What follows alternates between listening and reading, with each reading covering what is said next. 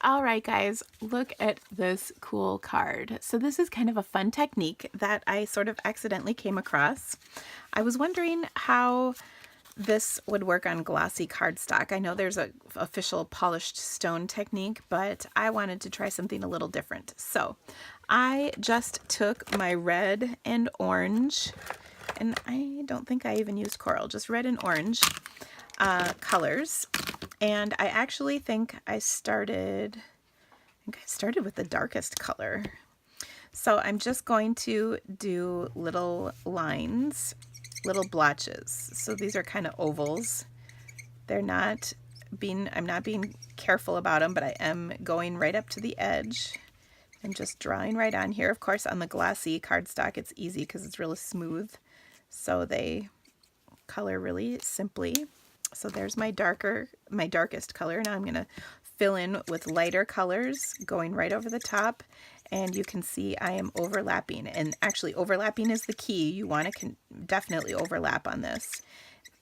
And what you get when you keep doing this is kind of lighter and darker areas. It's really cool. Okay. Now I will definitely say that you're going to pick up color from your different markers when you do this. So for instance, I'm picking up red on my pumpkin pie marker, and I'm going darkest to lightest. But I'm definitely picking that color up, so I want to be a little bit careful of that, and that'll probably show through a little bit more on this last color. But I definitely want to make sure all of the areas are covered, so there's no white space. And again, I'm going overlapping on my different colors. That looks pretty good.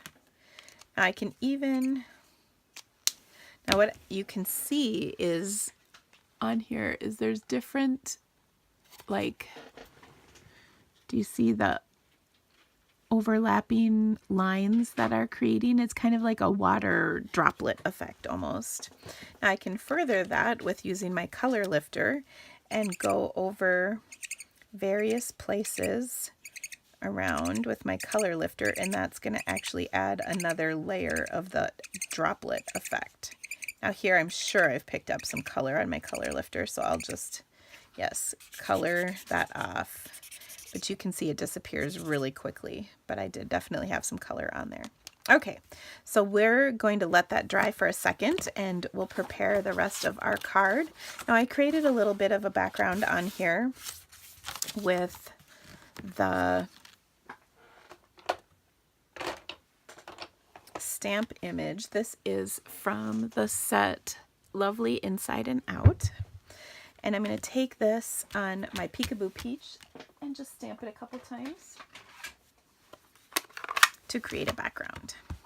And likewise, because I thought this image looked just like the little splotches that I was making, and it was not intentional. So likewise, I'm going to overlap these. I'm just kind of doing about, maybe 2 inches of my card. I'm going to come back and add a few more of these images over the top so that they're a little bit more overlappy. But I just wanted to get kind of the first layer down.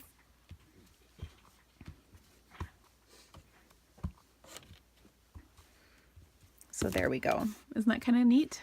It looks a lot like my design.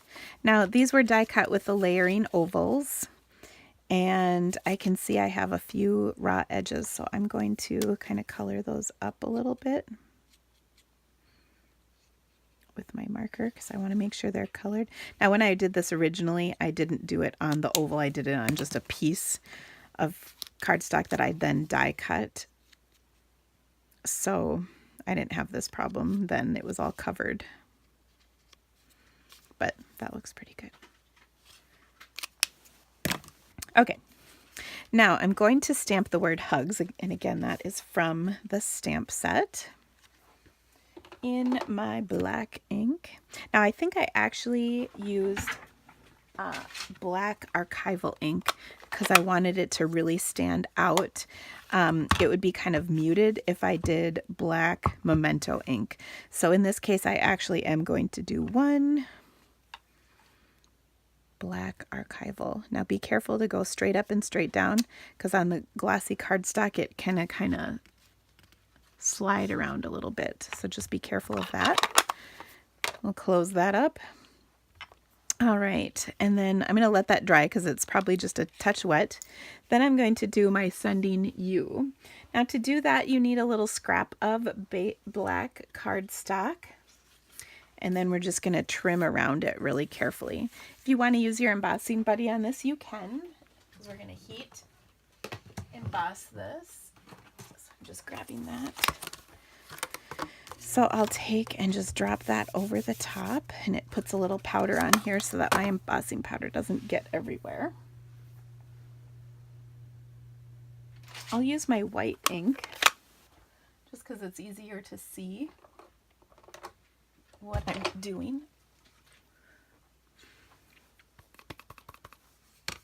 And I'm going to stamp Sending Love, or Sending You. Oh yeah, Sending You Hugs. That's right. It's like, wait, that's wrong. That's right. Okay, and then last but not least, I need to grab my white powder and heat this up. Okay. So I keep my white powder in a container like this so it's easy to use. I'm just gonna get the powder right on there, close this up so I don't spill it all over creation. I may or may not have done that before. And then we'll heat this up. My daughter is in the background making little noises, little stinker.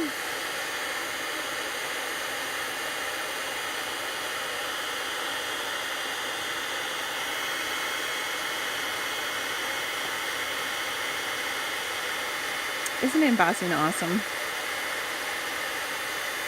When I first started stamping, I'll never forget the first time I embossed. I thought like it was magical.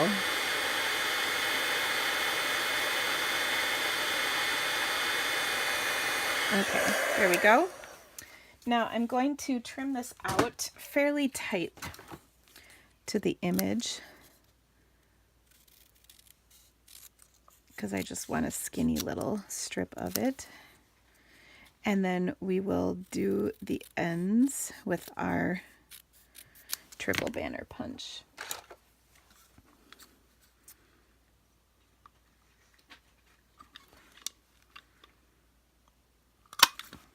There we go.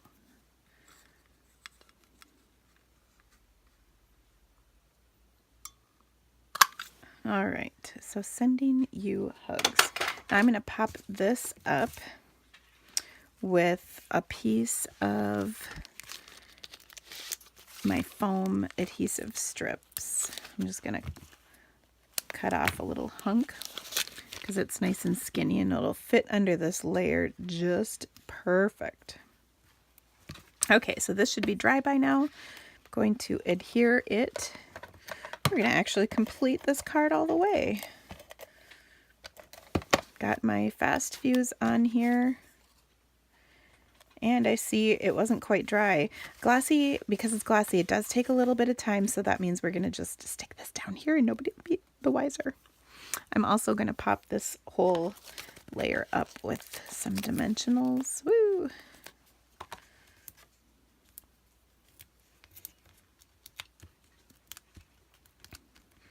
I can cover that up and then nobody will know it was even there. And then we'll pop that up right underneath. Isn't that adorable?